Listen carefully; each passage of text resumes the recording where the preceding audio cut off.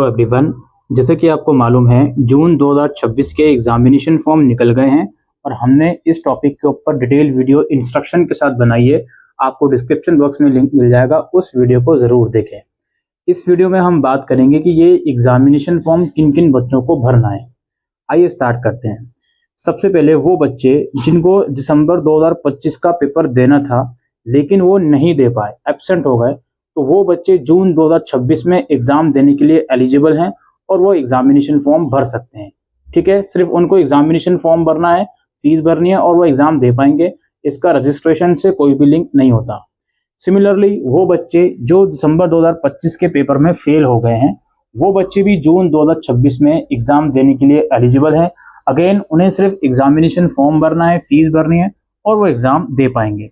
दोस्तों, इसमें भी रजिस्ट्रेशन का इनके साथ कोई भी लिंक नहीं है। इसके अलावा अब बात उनकी आती है जिसने जुलाई 2025 सेशन में इग्नू के अंदर नया एडमिशन लिया था किसी भी प्रोग्राम में, तो वो बच्चा जून 2026 में एग्ज़ाम देने के लिए एलिजिबल है और जाहिर सी बात है उसे एग्जामिनेशन फॉर्म और फीस भरनी होगी और एग्ज़ाम देने होंगे। और साथ ही साथ अगर आपने जुलाई 2025 सेशन में किसी डिग्री लेवल प्रोग्राम में री रजिस्ट्रेशन किया था सेकेंड या थर्ड ईयर में, अगेन उस पर्टिकुलर ईयर के जो एग्ज़ाम है आप जून में देने के लिए एलिजिबल हो और आपको एग्जामिनेशन फॉर्म भरना पड़ेगा।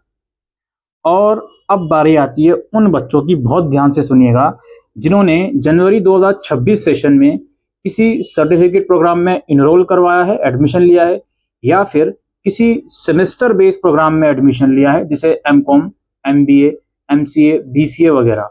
इग्नू में सेमेस्टर बेस्ड प्रोग्राम बहुत कम होते हैं, इस चीज़ का ध्यान रखिएगा।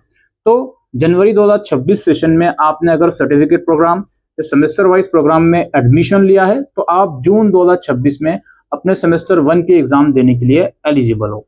साथ ही साथ अगर आपने जनवरी 2026 सेशन में री रजिस्ट्रेशन करा है किसी सेमेस्टर वाइज प्रोग्राम में, री रजिस्ट्रेशन, तो भी आप उस पर्टिकुलर सेमेस्टर के सेकंड हो या थर्ड हो उसके पेपर देने के लिए जून 2026 में एलिजिबल हो और आपको एग्जामिनेशन फीस भरनी पड़ेगी।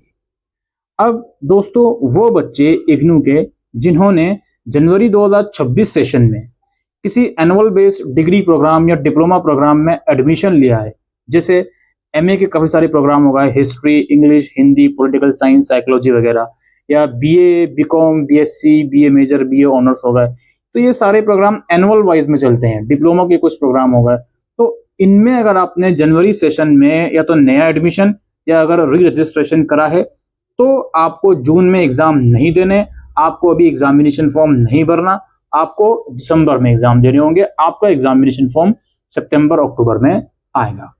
दूसरी बात मैं आपको एक और बताना चाहता हूँ, देखिए बहुत से बच्चों का रिजल्ट पेंडिंग हो सकता है।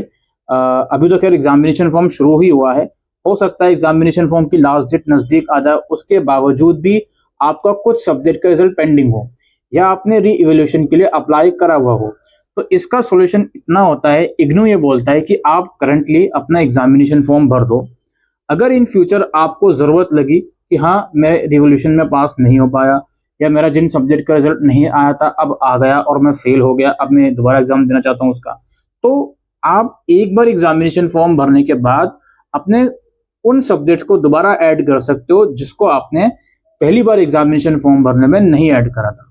ठीक है, यानी कि एडिशन ऑफ सब्जेक्ट अलाउड है विद फीस, वो आप कर सकते हो। लेकिन इसमें मैं आपको एक चीज बताना चाहता हूं जो कि मेरा फर्ज है आपको बताना, कि मान लीजिए आपने एक बार फॉर्म भर दिया और फिर इन फ्यूचर आपको जरूरत पड़ी कि आपको कुछ और सब्जेक्ट भी ऐड करने हैं, तो ऐसा बिल्कुल पॉसिबल हो सकता है कि जो पहली बार एग्जामिनेशन फॉर्म भरने में आपने एग्जामिनेशन सेंटर चूज करा था वो आपको एडिशनल सब्जेक्ट को ऐड करने में ना मिले। तो जो एडिशनल सब्जेक्ट को एग्जामिनेशन फॉर्म में आपको जो ऑप्शन आएगा एडिशनल सब्जेक्ट के टाइम पर, जो एग्जाम सेंटर का आपके पास ऑप्शन आएगा वही एग्जाम सेंटर आपका मर्ज होके पहले वाले फॉर्म में भी आ जाएगा। इस चीज को भी अपने दिमाग में रखिएगा।